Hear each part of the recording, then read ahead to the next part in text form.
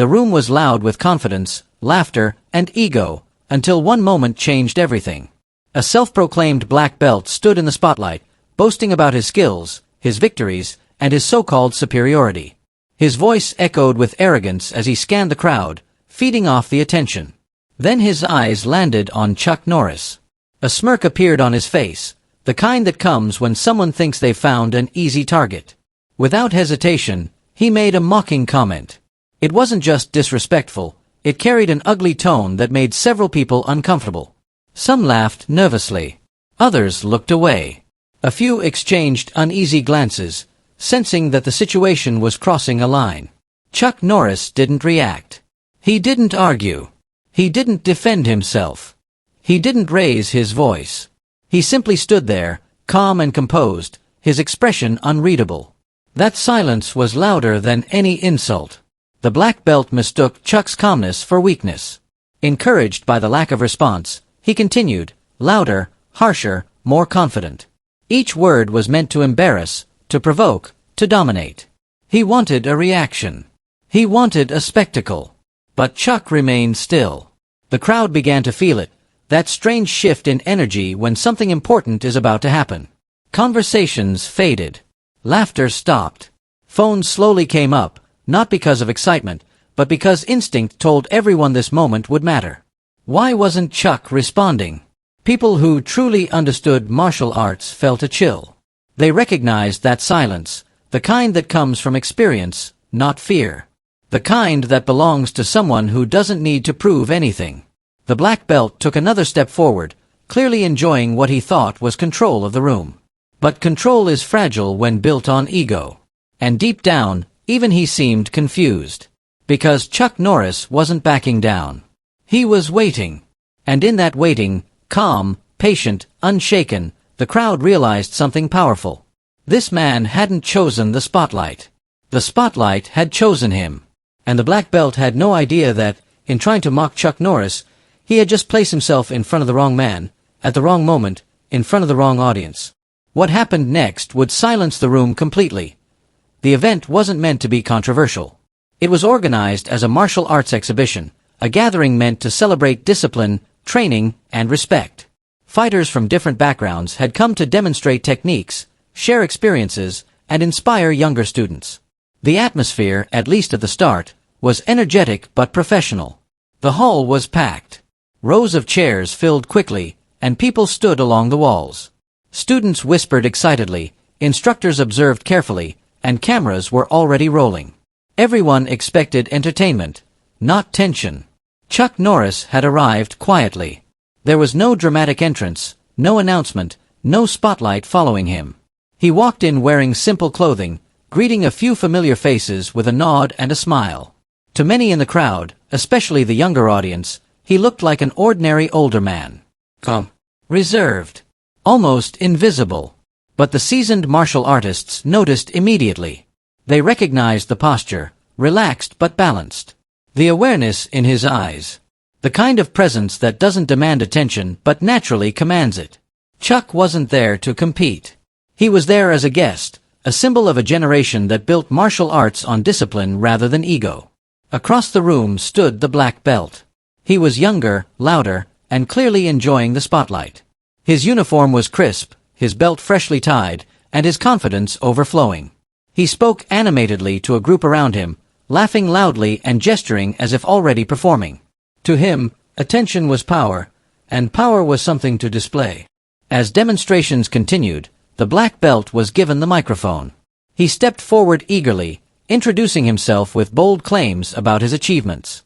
His tone was confident, but it slowly edged into arrogance. He spoke about strength, dominance, and real fighters, drawing cheers from some and uncomfortable silence from others. Chuck watched quietly from the side. The contrast between the two men became impossible to ignore. One spoke loudly to be seen. The other said nothing and was still noticed. Some in the audience felt it, that invisible line forming between noise and experience. The black belt's eyes eventually drifted toward Chuck. At first, it was curiosity, then recognition, and finally, something darker, a desire to test, to challenge, to prove superiority. He smiled, but it wasn't friendly. It was calculated. He saw Chuck not as a legend, but as an opportunity. A few instructors exchanged concerned looks. They knew where this kind of attitude often led. Martial arts, at its core, is about respect.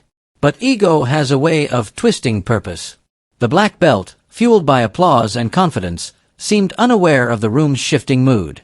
Chuck remained still. No reaction. No correction. Just patience. The audience sensed it now, the calm before something meaningful.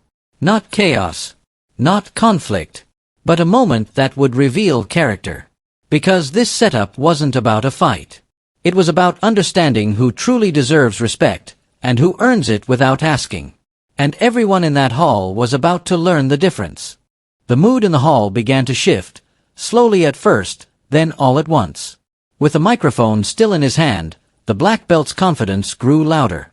He paced the stage, speaking about strength and dominance, about who truly belonged at the top of martial arts. His words were sharp, and though he never named Chuck directly, his glances said enough. Some people laughed. Others grew silent. Chuck Norris stood off to the side, hands relaxed, expression calm. He listened without interruption. To the black belt, that calm looked like hesitation. He mistook patience for uncertainty, a mistake that would define the moment. The black belt made another comment, this time more pointed. It drew a reaction from the crowd, not cheers, but uneasy murmurs. A few instructors shifted in their seats. They understood the line being approached. Martial arts was built on respect, and the tension in the room felt like a violation of that unspoken rule. Chuck still didn't respond. That silence frustrated the black belt. He wanted control of the moment. He wanted acknowledgement. When it didn't come, his tone sharpened. He leaned into the microphone, challenging the idea that reputation mattered more than real skill. His body language grew more aggressive, wider stance, chest forward, eyes locked. The crowd felt it. Phones were raised again, not out of excitement, but instinct. Something was unfolding. Not a fight, but a test of character. An organizer stepped closer to the stage, clearly prepared to intervene if needed. The tension wasn't physical, but it was heavy. Every word from the black belt added weight to the silence. And every second Chuck remained quiet made that weight harder to carry. Finally, Chuck took a small step forward. Not dramatic. Not rushed. Just enough to be noticed. The hall went quiet. The black belt paused mid-sentence, surprised. For the first time, uncertainty flickered across his face. He had expected anger. Maybe embarrassment. He hadn't expected calm. Chuck looked at him, not with challenge, but with steady focus. No raised voice. No sharp expression. Just presence. That moment said more than any insult ever could. The black belt shifted his stance, adjusting his belt, trying to regain confidence. But the energy had changed. The room no longer belonged to noise. It belonged to stillness. In martial arts, those who understand silence understand danger. Not violent danger, but the danger of being exposed. The black belt spoke again, softer now, but still defensive. He attempted to justify his words, wrapping ego in explanation. The crowd wasn't buying it. They had seen the contrast too clearly. Chuck didn't need to argue. His calm had already challenged everything the black belt claimed to represent. This wasn't about who could strike harder. It wasn't about titles or belts. It was about respect under pressure. And in that moment of tension, when ego met discipline, the room understood something important. The real test had already happened. And the man who tried to dominate the room was no longer in control of it. The silence that followed was heavier than any sound that had come before it. No one clapped. No one laughed. Even the cameras seemed to hold still. Every eye in the hall was fixed on the space between the two men. Not because something violent was about to happen, but because something revealing already had. Chuck Norris stood calmly, his posture relaxed yet grounded. He hadn't raised his voice or made a dramatic move. And somehow, that made the moment even more powerful. The audience could feel it. This wasn't intimidation. It was confidence earned through decades of discipline. The black belt, on the other hand, looked unsettled. Just moments earlier, he had owned the room with noise and bravado. Now, His energy felt scattered. He shifted his weight, glanced around, and tightened his grip on the microphone. The crowd wasn't reacting the way he expected. There were no cheers this time, only observation. People in the audience began whispering, not in excitement, but in realization. That's Chuck Norris. He hasn't said anything. Look how calm he is. Instructors and senior practitioners watched closely. They weren't impressed by words. They were reading posture, breathing, awareness. And what they saw in Chuck was familiar, restraint. The kind that comes from knowing you don't need to prove anything. A few students in the front rows leaned forward, sensing that this was a lesson unfolding in real time. Not one taught through demonstration, but through presence. The black belt finally lowered the microphone slightly. His voice, when he spoke again, was quieter, less certain. The sharp edge was gone. He tried to explain himself, to soften what had already been said. But the room had moved on. Respect had shifted.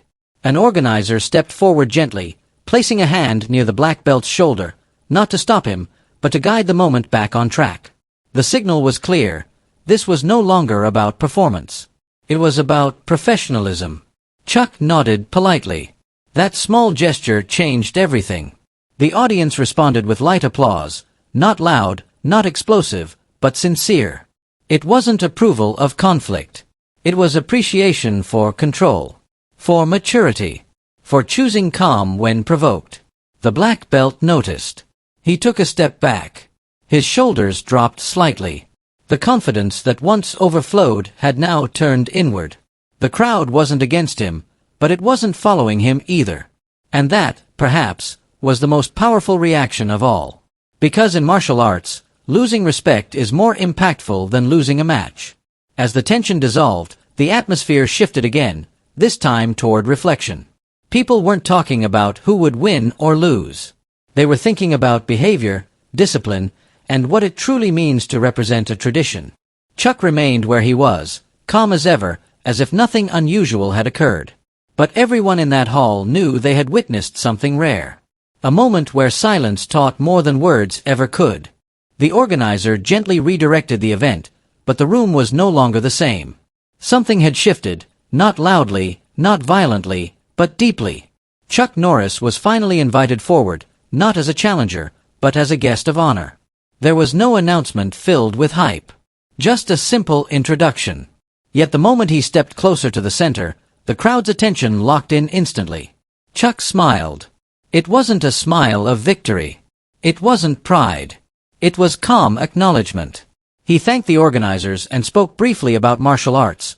Not about winning, not about dominance, but about discipline, patience, and responsibility. His voice was steady, measured, and quiet enough that the room leaned in to listen.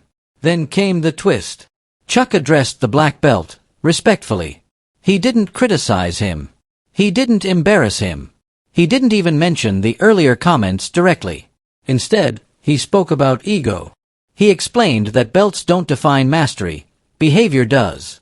That real strength shows up in restraint.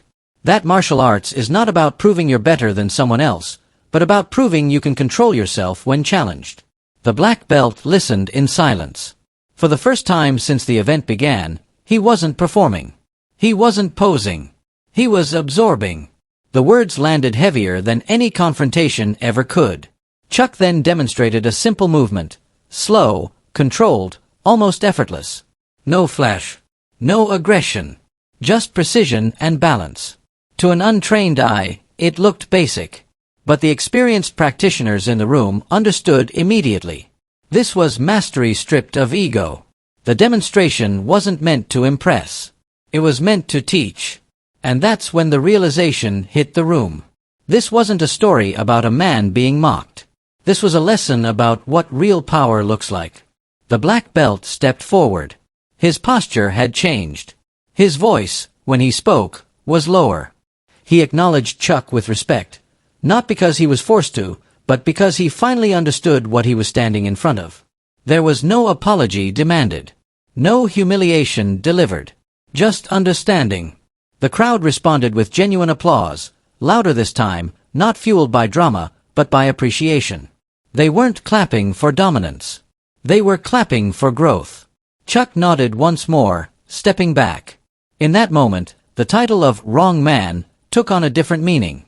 It wasn't wrong because Chuck would overpower him. It was wrong because Chuck would outgrow him. The twist wasn't a dramatic showdown. It was something far more powerful. A loud ego meeting quiet mastery, and losing without a fight. As the applause slowly faded, the atmosphere in the hall settled into something calm and reflective. What had started as a tense moment had transformed into a quiet lesson, one that didn't need explanation, yet stayed with everyone present. Chuck Norris stepped away from the center, giving the space back to the event. He didn't linger. He didn't wait for praise. His role in the moment was complete. And that, in itself, was the final lesson. The black belt stood still for a moment, absorbing everything that had just happened. There was no embarrassment on his face, only thoughtfulness. The crowd wasn't judging him. They weren't mocking him. Instead, many recognized something familiar in him, the struggle between ego and growth. That recognition changed the tone completely. In martial arts, progress doesn't come from proving others wrong. It comes from realizing where you still have work to do. And for many watching, that realization felt personal. Instructors later spoke quietly among themselves, pointing out how rare it is to see conflict dissolve without force. Students whispered about how presence can outweigh performance. Some even admitted they had learned more in those few minutes than in months of training. Chuck's message had landed, not as instruction, but as example. The event continued, but the energy was different now. Demonstrations felt more focused. Conversations were calmer. There was less showing off, more listening. The earlier tension had given way to respect, not because someone demanded it, but because it was earned. The black belt later returned to his place, no longer seeking attention. And strangely, that made him more respected than before. Growth, it turned out, was more impressive than confidence. For the audience, the lesson was clear. True strength isn't loud. True confidence doesn't need validation. And true mastery shows itself when there's nothing to prove. Chuck Norris didn't win a challenge that day. He didn't defeat an opponent.